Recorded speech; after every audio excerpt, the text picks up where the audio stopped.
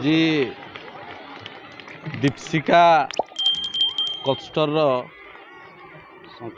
संकुल क्रीड़ा महोत्सव ये क्रीड़ा महोत्सव रे आम तालचेर आ पालड़ा अंचल 10 गोटी स्कूल रो छात्र छात्री अंशग्रहण करिसेंती। सकाळ 9:30 आरंभ हो गलानी। एबे इवेंट चली ये गोटे बड़ प्लाटफर्म।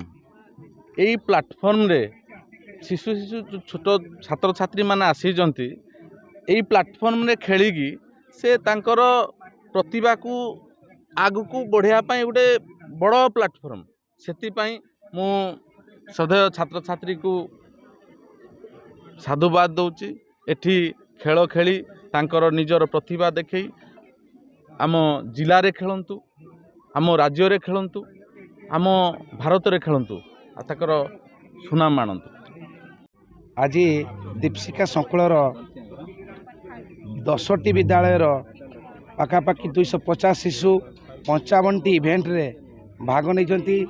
पालड़ा ठारू आमर पथरमुड़ा पर्यंत एमती 10टी विद्यालय अच्छी। ये 10टी विद्यालयर शिशु संख्या 250। आज यही क्रीड़ा पथरमुड़ा ग्रामर यही पड़िया ठारे अनुष्ठित होउछि। दीपशिखा संकुल अंडर रे 10टी विद्यालय अच्छी।